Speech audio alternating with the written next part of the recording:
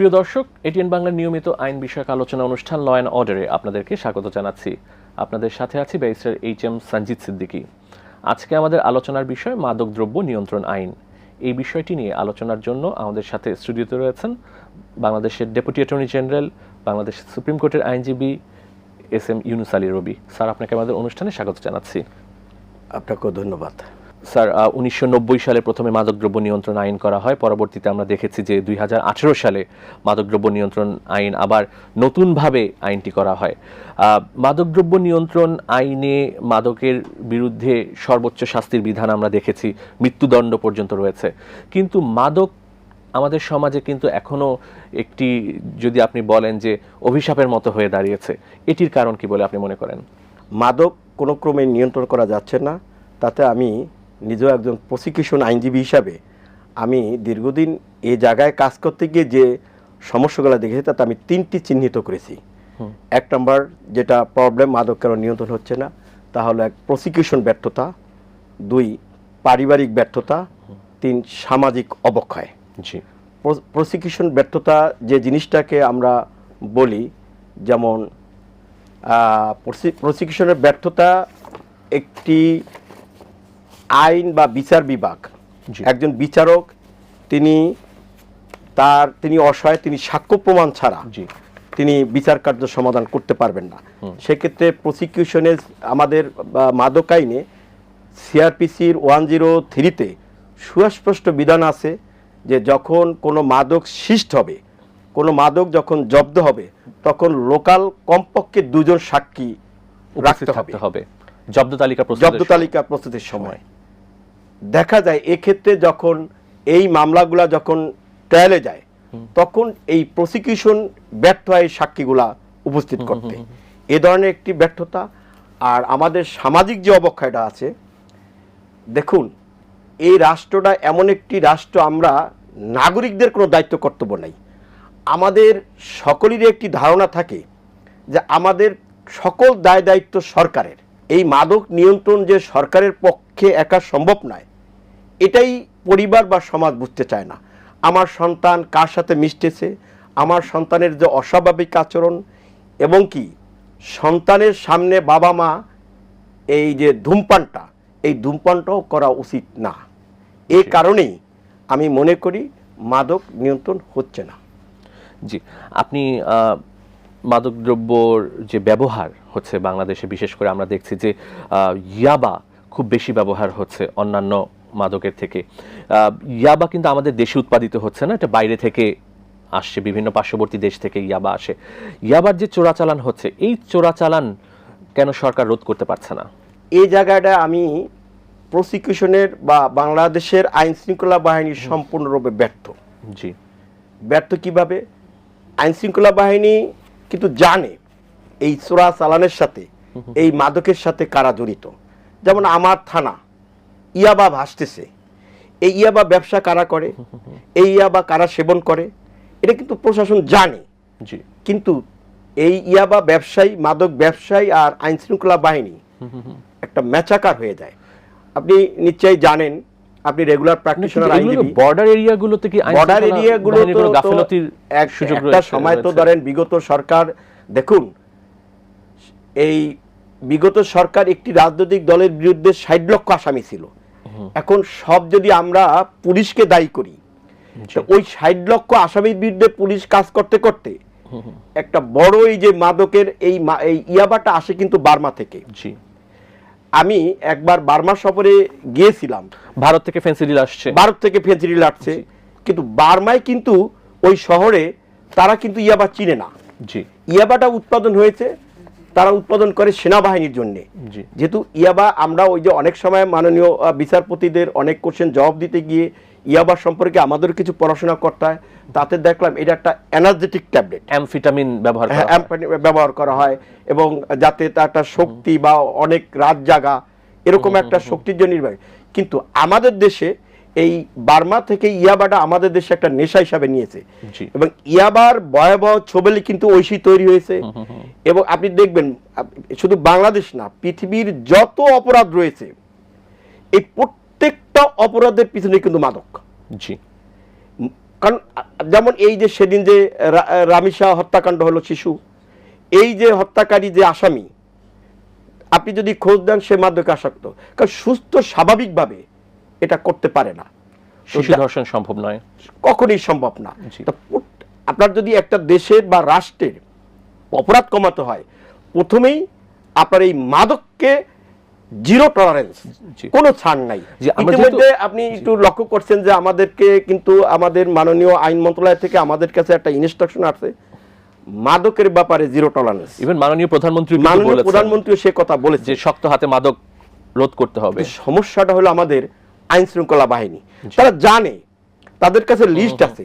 বিগত সরকারের আমলে যেমন টেকনাফের এক বদিকে থামাতে পারলে অর্ধেক থেমে যেত, এখনো আমরাও জানি মাদকের ব্যবসা কারা করে, মাদক সেবন করা করে, এগুলো খুব কঠিন কাজ না। যদিও ইয়াবা দেখতে সাইজে অনেক ছোট হওয়ার কারণে বহন করার সুবিধা, তারপরও এই চালানগুলো তো একটা জায়গা থেকে আসে। ওই জায়গাটাকেই যদি সিজ করতে পারি, ওই জায়গাটাকেই যদি কন্ট্রোল করতে পারে সরকার, তাহলেই কেবল মাদক নিয়ন্ত্রণ মুক্ত সমাজ গঠন হবে। এবং এটা খুবই জরুরি। বলছেন যে মাদকের যে উৎসটা সেটিকে আগে চিহ্নিত করতে হবে, রুটের বিরুদ্ধে যদি আমরা ব্যবস্থা নিতে পারি তাহলে মাদক নিয়ন্ত্রণ সম্ভব হবে সার্বিকভাবে। আমরা ইয়াবা নিয়ে বলছিলাম, ইয়াবার সর্বোচ্চ শাস্তি আইনে কি বলা হয়েছে? ইয়াবা ব্যবহার বা উৎপাদন বা কেউ যদি হস্তান্তর করে থাকে, বিক্রয় করে থাকে, ইয়াবার উৎপাদন, ব্যবহার এবং যদি সেবন, এটা সর্বোচ্চ সাজা মৃত্যুদণ্ড, যাবজ্জীবন মৃত্যুদণ্ড। প্রকারভেদে যদি ইয়াবার পরিমাণ 200 গ্রাম পর্যন্ত হয় তাহলে 1 বছর থেকে 5 বছর পর্যন্ত আছে। 200 গ্রাম থেকে 400 গ্রাম পর্যন্ত যদি হয় তাহলে 5 বছর থেকে 10 বছর, এবং 400 গ্রামের উপরে যদি হয় 10 বছর থেকে যাবজ্জীবন কিংবা মৃত্যুদণ্ড পর্যন্ত সাজা বিধান রয়েছে সর্বোচ্চ। এটা আপনি যদি অন্য অন্য কান্ট্রির সাথে তুলনা করেন, দ্যাট এনাফ। আইনে এখানে কোনো ছাড় দেওয়া হয় না, আইন ঠিকই আছে, কিন্তু আইনটির যথাযথ প্রয়োগ হচ্ছে না। আপনি যথাযথ প্রয়োগটা তো করবে 3টা সেক্টরে, বিচারটা করবে বিচারালয়, আর আইন শৃঙ্খলা বাহিনী এইটাকে আমাদের বিচার বিভাগকে সহযোগিতা করবে। সেই জায়গাটাকে আমাদের ডেভেলপ করা দরকার। পুলিশকে, আইন শৃঙ্খলা বাহিনীকে এখন শুধু যদি এই দেশকে ডেভেলপ এবং এই সমাজকে ডেভেলপ করার জন্য শুধুই একটা সেক্টরে যদি বর্তমান সরকার কাজ করে, তাদের ওয়াদা অনুযায়ী শুধু মাদকটাকে যদি নিয়ন্ত্রণ করতে পারে, তাহলে বর্তমান সরকার জনগণের কাছে যে ওয়াদা দিয়ে ক্ষমতায় এসেছে তার সিংহভাগই প্রমাণ করতে তারা করতে পারবে। বিশেষ করে ধরেন মাদক নিয়ন্ত্রণ করতে হলে আরো কিছু বিষয়ে কাজ করতে হবে, যেমন এখন তরুণদেরকে টার্গেট করতে হবে। মাদকের প্রধান টার্গেট হলো তরুণ, যুব সমাজ। তরুণরা মনে করে তারা স্মার্টনেসের কারণেই কিন্তু ধূমপান প্রথমে ধরে। আমি ওই জায়গায় একটু যাচ্ছি স্যার, যে মাদকের কারণে কিন্তু কিশোর গ্যাংও বৃদ্ধি পেয়েছে, এই বিষয়টি আমি যাচ্ছি। সাম্প্রতিক সময়ে এক জরিপে এসেছে প্রায় বাংলাদেশে প্রায় 70 থেকে 80 লক্ষ লোক মাদক সেবন করে থাকে, বিভিন্ন ধরনের মাদক তারা সেবন করে থাকে। এবং এই মাদক সেবনের ফলে আপনি যেটি বলছেন, এটি কিন্তু শুধু মাদক সেবনটি একটি অপরাধ না, তারা অন্যান্য অপরাধে জড়িয়ে পড়ছে। বিশেষ করে আমরা যদি প্রত্যন্ত অঞ্চলগুলোতে দেখি, যেখানে কিন্তু ব্যাপকভাবে ইয়াবার ব্যবহার হচ্ছে বিভিন্ন গ্রামে, বিভিন্ন অঞ্চলে, এবং এই ইয়াবা সেবন করছে অপ্রাপ্ত বয়স্করা, এবং তারা কিন্তু এই ইয়াবাটা সেবন করে বিভিন্ন অন্যান্য অপরাধ যেমন কিশোর গ্যাং, এই ধরনের অপরাধে তারা জড়িয়ে পড়ছে। এক্ষেত্রে প্রত্যন্ত অঞ্চলে যারা কিশোর বা অপ্রাপ্তবয়স্ক যারা মাদক সেবন করছেন, এখানে কি তাদের যে পিতামাতা রয়েছে, আপনি রাষ্ট্রের কথা বলছেন, আইন শৃঙ্খলার কথা বলছেন, যাদের পিতামাতা, তাদের কি দায়িত্ব নেই যে তার সন্তান আসলে যে মাদক সেবন করছেন বা তার সন্তান কার সাথে মিশছেন এটিকে দেখভাল করার? সম্ভবত আমি এটা কোনো একটা উপন্যাসে পড়েছিলাম যে একজন মানুষের চরিত্র গঠনের সূতিকার হলো তার পরিবার, গৃহ শিক্ষাঙ্গন নয়, রাষ্ট্র নয়, পরিবার হলো তার একটা মানুষের চরিত্র গঠনের সূতিকাগার। জি, এখন আমাদের একটা সবসময় মনোভাবই থাকে আমার কোনো দায়িত্ব নাই, সকল দায়িত্ব রাষ্ট্র সরকারের। আমার সন্তান কি করতেছে, একজন মাদকাসক্ত লোককে, ছেলে সন্তানকে কিন্তু দেখলেই বোঝা যায় সে কার সাথে মিশে, কোথায় যায়, অনেক রাত করে বাসায় ফিরে কিনা, বা অতিরিক্ত টাকা পয়সার চাহিদা আছে কিনা, এই জায়গাটাকে পরিবারকেই সবার আগে এগিয়ে আসতে হবে, কারণ হ্যাঁ রাষ্ট্র তো ক্ষতি হবেই, তার ব্যবহারে কোনো পরিবর্তন এসেছে ব্যবহারে কিনা? কোনো পরিবর্তন আছে কিনা, আর রাষ্ট্রের তো ক্ষতি হবে, কিন্তু প্রথম যে এফেক্টটা হয় পরিবার। জি আজকে আমার সন্তান নষ্ট হয়ে গেলে একজন বাবা মা তার সন্তানের জন্য কি কষ্ট করে, এই রাষ্ট্রের একটা দায়িত্ব আছে এখানে, যাতে একজন বাবা মা সন্তানের জন্য কি পরিমাণ সারাদিন কষ্ট করে ভিডিওতে কষ্টগুলো সন্তানদেরকে দেখাতে হয়। যে আপনি কিন্তু যথাযথ বলেছেন, কারণ মাদকাসক্ত একজন যুবক সে কিন্তু আসলে তার পরিবারের জন্য বোঝা হয়ে যাচ্ছে, বোঝা যাচ্ছে এবং তার পরিবার সবচেয়ে আগে ক্ষতিগ্রস্ত হয়। এবং মাদকাসক্ত এটা এই আসক্তি থেকে বের হওয়ার জন্য যে রিহ্যাবিলিটেশন সেন্টারগুলো আছে সেখানেও কিন্তু আসলে খুব কার্যকরভাবে তাদেরকে সুস্থ জীবনে ফিরিয়ে আনার সুযোগ কিন্তু নেই আমাদের দেশে, আসলে সুযোগ নেই। এবং কিছু কিছু পরিবার তো আরো এই ব্যাপারে বাবা মাও তাদেরকে আর উৎসাহ দেয়, যেমন এই যে বেকারত্ব, হঠাৎ করে একটা বেকার ছেলে যদি অনেক টাকা পয়সা পরিবারে সাপ্লাই দেয়, পরিবার জানে কিন্তু কাজ করে না, চাকরি করে না, বাকরি করে না, হঠাৎ করে সে টাকা কিভাবে ইনকাম করতে, অনেক অর্থ উপার্জন করতেছে এবং তার অস্বাভাবিক আচরণগুলো পরিবার জানে। এক্ষেত্রে রাষ্ট্রের যে প্রধান দায়িত্বটা হলো যে তরুণদের জন্য আকৃষ্ট করা। একটা সময় তো খেলাধুলা ছিল নিছক একটা মজার জন্য। পৃথিবীর বিভিন্ন রাষ্ট্রের দিকে যদি তাকান, খেলাধুলা কিন্তু এখন নিছক মজা না, এটা পৃথিবীর অনেক রাষ্ট্রীয় একটা পেশা। এই যে সামনে এই জুলাই মাসেই এই পুরা পৃথিবী ভাগ হয়ে যাবে আর্জেন্টিনা ব্রাজিলে, কেন? তারা কিন্তু এটা পেশা হিসেবে নিছে। ঠিক সরকারের উচিত তরুণদেরকে খেলাধুলাটাকে পেশা হিসেবে বেছে নেওয়া, তাহলে আমাদের দেশে মেসি ম্যারাডোনার জন্ম হতে পারে, তাহলে মাদকের প্রভাব থেকে আমরা মুক্ত পাবো। মাদকের প্রভাব থেকে আমরা মুক্ত পাবো। আমি একটি বিষয় জানতে চাচ্ছি যে মাদক সময়ের সাথে সাথে কিন্তু বিভিন্ন ধরনের মাদক আসলে উৎপাদন হচ্ছে, যেমন ইয়াবা থেকে শুরু করে এখন আমরা আইসে চলে যাচ্ছি, বা ট্যাপেন্টারল ট্যাবলেট, বিভিন্ন ধরনের মাদক, নতুন নতুন মাদক আসলে উদ্ভাবন হচ্ছে। আইস বিশেষ করে আমরা ঢাকা শহরে এখন প্রতিনিয়ত খবর পাচ্ছি যে বিভিন্ন জায়গাতে আইস হচ্ছে, এবং এই যে বিভিন্ন ধরনের নতুনত্ব মাদক আমরা দেখতে পাচ্ছি, এটি নিয়ন্ত্রণে আইন শৃঙ্খলা বাহিনী কতটুকু তৎপর? আমি প্রসিকিউশনের আইনজীবী হিসাবে আমি খুব হ্যাপি না তাদের তৎপরতা দেখে। আমাদের কাছে খোঁজ খবর আছে, এবং কি আমারও অনেক ব্যক্তিগত আত্মীয় স্বজনও যারা বয়সে তরুণ এই নেশায় জড়ায় পড়ছে। কিন্তু দেখুন, গত ফ্যাসিস্ট আমলে আইন শৃঙ্খলা বাহিনী একটা রাজনৈতিক নিধনের কারণে ওদিকে ব্যবহার করতে গিয়ে এরপর 5ই আগস্টের পরে আইন শৃঙ্খলা বাহিনী একটা ডিমোরালাইজ হয়ে গেছে গা। সেই জায়গা থেকে তারাও সে আগের পুরো উদ্যমে যে কাজ করা, তারা একটা দায় ছাড়াভাবে আসছে। এখন এই জায়গাটাকে নিয়ন্ত্রণ করতে হলে এই একই মাদক বিভিন্ন রূপে আসতেছে, যেটা আপনি অত্যন্ত গুরুত্বপূর্ণভাবে আমাকে প্রশ্নটি করলেন, যে একই জিনিস ওই আইস এবং ইয়াবা কিন্তু একই তফসিলভুক্ত। আপনি নিশ্চয়ই জানেন, আপনি ক্রিমিনাল প্র্যাকটিস করেন, যদিও ব্যারিস্টার, ক্রিমিনাল প্র্যাকটিস করেন, প্রচুর মামলা এই মাদকের করেছেন, আমি দেখেছি। তো এটা কিন্তু একই শ্রেণী, আইস এবং ইয়াবা। ওই ইয়াবা ট্যাবলেট কিন্তু আইস থেকেই তৈরি হয়। তো যার কারণে এটা এক প্রকারে এই জায়গাটাকে ডেভেলপ করতে হলে আইন শৃঙ্খলা বাহিনীর তৎপর হতে হবে। স্বরাষ্ট্র মন্ত্রণালয়ের একেবারে জিরো টলারেন্স থাকতে হবে, কোনো আপোষ নয়। জি, আমরা অনেক ক্ষেত্রে দেখে থাকি যে যারা এই বিভিন্ন মাদকদ্রব্য মামলায় আসামি হচ্ছেন, তারা কিছুদিনের মধ্যে জামিনে বের হয়ে আবারও সেই একই অপরাধ করছেন। কাজে আমরা দেখে থাকি যে একজন আসামির বিরুদ্ধে একাধিক মামলা রয়েছে, কিন্তু খুব সহজেই জামিন পেয়ে যাচ্ছেন। এক্ষেত্রে কি আমাদের আইনি প্রক্রিয়ায় কোনো দুর্বলতা আছে বলে আপনি মনে করেন? না, আমাদের আইনে কোনো দুর্বলতা নাই। আইনে আপনি তো জানেন যে প্রকাশ্যে সিগারেট খাওয়াটা পর্যন্ত আইন আছে আমাদের, যে 50 টাকা জরিমানারও বিধান আছে 2005 সালে তামাক ব্যবহার আইনে 2005 সালে তামাক ব্যবহার আইনে, এবং মৃত্যুদণ্ড পর্যন্ত আছে। জামিন তো একটা নাগরিকের সাংবিধানিক অধিকার, আইন সেটা নিশ্চিত করছে, সংবিধান নিশ্চিত করছে, আদালত তার ডিসক্রিশনারি পাওয়ার দিয়ে জামিন দিচ্ছে। এখন আপনি বিনা বিচারে তো দিনের পর দিন আটকে রাখতে পারবেন না। অবশ্যই। সেক্ষেত্রে আপনি মনে করেন যে যত দ্রুত সম্ভব পুলিশ রিপোর্ট দিয়ে, চার্জশিট দিয়ে যদি বিচার শুরু করা যায়, সেটি আরো বেশি কার্যকর হবে। কারণ তো আমরা বিলম্ব বিচার কিন্তু ন্যায় বিচার পরিপন্থী।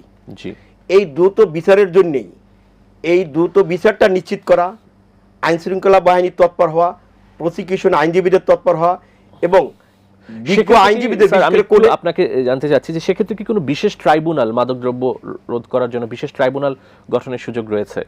কারণ সাধারণত এই মাদকের মামলাগুলো বিচার করছে দায়রা জজ আদালত বা ম্যাজিস্ট্রেট আদালত। সেক্ষেত্রে একটি বিশেষ ট্রাইব্যুনাল যদি আমরা পেয়ে থাকি যে এই মামলাগুলো দ্রুত নিষ্পত্তির জন্য, কারণ সাধারণত আমরা অনেক ক্ষেত্রে দেখে থাকি যে অনেক বড় পরিমাণের হেরোইনের চালান বা ইয়াবার চালানের আসামিরা 4 বছর 5 বছর ধরে এই মামলাগুলোর বিচার চলছে বা হাতে নাতে ধৃত হয়েছে, এক রাষ্ট্রপক্ষের কাছে চাক্ষুষ সাক্ষী রয়েছে যে তার কাছ থেকে উদ্ধার হয়েছে, কিন্তু এই মামলাগুলো বিচার শেষ হতে কয়েক বছর লেগে যায়। এখন মাদকের জন্য বিশেষ ট্রাইব্যুনাল এখন সময়ের দাবি হয়ে দাঁড়িয়েছে, জি। কারণ এই মামলাগুলো যদি দ্রুত নিষ্পত্তি করা যায় এবং কিছু দৃষ্টান্তমূলক সাজা যদি দেওয়া যায়, দেখতে হবে। তাহলে আমার মনে হয় পরিবার নড়ে চড়ে বসবে, সামাজিক অবক্ষয় নড়ে চড়ে বসবে। আমি যে ধর্মেই বিশ্বাস করি না কেন, ধর্মীয় উপাসনাগুলো নড়ে চড়ে বসবে। আল্লাহ তাআলার বা গড বলেন, ভগবান বলেন, তাদের বিধানও মাদকের কি জি, বিধানগুলো আছে জি। সেই শিক্ষাগুলো আমাদের চলে আসবে। জি, আমরা বর্তমান সময়ে দেখছি, যদিও আমরা মুসলিম প্রধান দেশ, আমাদের দেশে কিন্তু অ্যালকোহল ব্যবহার হয়। মাদকদ্রব্য নিয়ন্ত্রণ আইন 2018-তে অ্যালকোহল ব্যবহারের বিরুদ্ধে কোনো বিধিনিষেধ আছে কিনা? এটা মাদকদ্রব্য নিয়ন্ত্রণের আইনের ধারা 11-এ আছে, 11-তে আছে যে কোনো ব্যক্তি ইচ্ছা করলেই মাদক গ্রহণ করতে অ্যালকোহল পারবেন না, অ্যালকোহল গ্রহণ করতে পারবে না। অ্যালকোহল গ্রহণ বা করতে, বিয়ার। মদ বা বিয়ার খেতে হলো তার একটা পারমিশন লাগবে বা লাইসেন্স লাগবে। এই পারমিটটা কে দিবেন? এই পারমিটটা মাদকদ্রব্য নিয়ন্ত্রণ অধিদপ্তর থেকে। মাদক কিন্তু অধিদপ্তর দেবে। জি। এইটার এই লাইসেন্স ব্যতীত যিনি অ্যালকোহল নিবেন জি। তিনি অপরাধী। জি, এই বিষয়ে কিন্তু একটি সচেতনতার অভাব রয়েছে, কারণ আমাদের যে লাইসেন্স বারগুলো রয়েছে বিভিন্ন 5 স্টার হোটেল বা স্থানীয়ভাবে, সেখানে কিন্তু সচরাচর মদ বিক্রি করা হচ্ছে, কিন্তু অনেকেরই আমরা দেখি যে তাদের যে মাদকদ্রব্য নিয়ন্ত্রণ অধিদপ্তরে তাদের কোনো পারমিট নেই যারা পান করছেন। সেক্ষেত্রে আমার মনে হয় সরকারকে এই বিষয়ে আরো বেশি সচেতনতা তৈরি করতে হবে যে পারমিট ব্যতীত মদ পানের বা অ্যালকোহল পানের সুযোগ নেই। আমরা আরেকটি বিষয় যেটা দেখছি যে সীসা বারগুলো, সাম্প্রতিক সময়ে আমরা দেখছি যে বিভিন্ন জায়গায় অনেক সীসা লাউঞ্জ বা সীসা বার গড়ে উঠেছে এবং আইন শৃঙ্খলা বাহিনী ব্যবস্থা নিচ্ছে। এই সীসাকে মাদকদ্রব্যের মধ্যে অন্তর্ভুক্ত করা হয়েছে, এই বিষয়ে আপনার কাছে জানতে চাচ্ছি। দেখুন, যদিও এটা মাদকের মধ্যে একটু সর্বনিম্ন স্তরের একটা স্তরের, তারপরও এখন আমরা তো একবারে তো আমরা পীর আউলিয়া হয়ে যেতে পারবো না। জি। তো এগুলোর প্রতি একটা নজরদারি হওয়া উচিত। এখানে কিন্তু সীসাবারগুলো তো আপনি লক্ষ্য করবেন যা ইতিমধ্যে পেপার পত্রিকা, কারণ যারা সীসা খাচ্ছেন ম্যাক্সিমাম অপ্রাপ্ত বয়স্ক, অপ্রাপ্ত ইলেকট্রিক মিডিয়া, এবং জি। সেখানে অপ্রাপ্ত বয়সে বিশেষ করে নারীদের একটা অংশগ্রহণ আমাদের উদ্বেগের বিষয় হয়ে দাঁড়িয়েছে। জি। এবং এখান থেকেই শুরু হয়, এগুলো আরো বেশি কঠোর হওয়া উচিত। এই জায়গাটা আরো কিছু কঠোর প্রয়োগ, আইনের কিছু প্রয়োগ বা আইনকে আরো কিছু অ্যামেন্ডমেন্ট করে। আপনি কি বলতে চাচ্ছেন যে আমাদের যে মাদকদ্রব্য নিয়ন্ত্রণ অধিদপ্তর আছে তাদেরও দায়িত্ব আছে মাদক নির্মূল করা বা মাদকের বিরুদ্ধে ব্যবস্থা গ্রহণের করার জন্য, তারা কেন সচেতন হচ্ছে না? আইন শৃঙ্খলা বাহিনী তো আছেই, বাট এই অধিদপ্তরের আসলে তারা কি তাদের ভূমিকা রাখতে পারছে না আইনে, যে তাদের যে ক্ষমতাটা দেওয়া হয়েছে? মাদক অধিদপ্তর তো নিজস্ব কোনো ফোর্স নাই। তারা চাইলে অপরাধীকে ধরতে পারেন, তাদের বিরুদ্ধে প্রসিকিউশন ড্র করতে পারেন, মামলা করার সুযোগ রয়েছে তাদের। সেটা আছে, কিন্তু তারা তো ওই ঘুরে ফুরে তো ওই আইন শৃঙ্খলা বাহিনীর উপরে নির্ভরশীল হতে হবে। এই জায়গাটাকেই যদি ডেভেলপ হয় তখন তারাও আসবে। আর সর্বোপরি এইটার ব্যাপারে 3টা সেক্টরের যদি কঠোর হয়, 1 রাষ্ট্র, 2 সমাজ, 3 পরিবার, এই সম্মিলিত 3টা জিনিস যদি ক্লিক করে, অ্যাবসলিউটলি আপনার এই প্রোগ্রামে এসে বলে গেলাম এদেশে মাদক নিয়ন্ত্রণ হবেই। জি, আমি সর্বশেষ জানতে চাচ্ছি যে আসলে মাদক ব্যবহারকারীরা অনেকে শিশু, এবং যখন কোনো শিশুকে মাদকদ্রব্য সহ গ্রেফতার করা হচ্ছে, আমাদের দেশে শিশু আইন আছে 2013-তে, তাকে শিশু আদালতে বিচার করা হচ্ছে। আর শিশু আইন অনুযায়ী সর্বোচ্চ শাস্তি কিন্তু 10 বছরের বেশি তাকে দেওয়া যাচ্ছে না। এক্ষেত্রে কি আপনি মনে করেন যে আইনের সংশোধন করা উচিত? কারণ এই মাদক কিন্তু বহন করা হচ্ছে শিশুদেরকে ব্যবহার করে, বড় বড় চালানগুলো শিশুদেরকে দিয়ে বা নারীদেরকে দিয়ে ব্যবহার করা হয়। সেক্ষেত্রে কি আপনি মনে করেন আইনের সংশোধন রয়েছে? আইনটা এই জায়গায় একটু ভাববার বিষয়, কারণ আপনি দেখেছেন যে এই শিশুদেরকে মাদকও ব্যবহার করতেছে এবং শ্রবণ করছে এবং তাদেরকে হস্তান্তর করার জন্য ব্যবহার করা হচ্ছে। একটা ভয়ঙ্কর একটা শব্দ কিশোর গ্যাং। জি। আপনি তো দেখেছেন আমরা এখন প্রতিনিয়ত কিশোর গ্যাংদের মামলা পাচ্ছি, কথায় কথায় একটা তুচ্ছ বিষয় নিয়ে জি, তর্কাতর্কিতে একজন হত্যাকাণ্ড ঘটছে। সেক্ষেত্রে এইটাও একটা ভাববার বিষয় যে এই আইনটাও আমাদের একটু সংশোধন হওয়া দরকার। জি স্যার, আপনাকে অনেক ধন্যবাদ স্টুডিওতে এসে আমাদেরকে সময় দেওয়ার জন্য। আপনাকেও ধন্যবাদ আমাকে আমন্ত্রণ জানার জন্য। ধন্যবাদ সবাইকে। প্রিয় দর্শক, আমরা অনুষ্ঠানের শেষ পর্যায়ে চলে এসেছি। আপনাদের মূল্যবান মতামত বা পরামর্শ আমাদের কাছে চিঠি লিখে জানাতে পারেন এই ঠিকানায়। পরিচালক law and order, ATN Bangla, ওয়াসা ভবন, 2য় তলা, 98 কাজী নজরুল ইসলাম অ্যাভিনিউ, কারওয়ান বাজার, ঢাকা 1215। তাছাড়া আমাদের কাছে ইমেল করতে পারেন l.orderatn@gmail.com। আগামী পর্বে আইনের নতুন কোনো বিষয় নিয়ে নতুন কোনো অতিথির সাথে আপনাদের সামনে উপস্থিত হচ্ছি। সে পর্যন্ত ভালো থাকুন।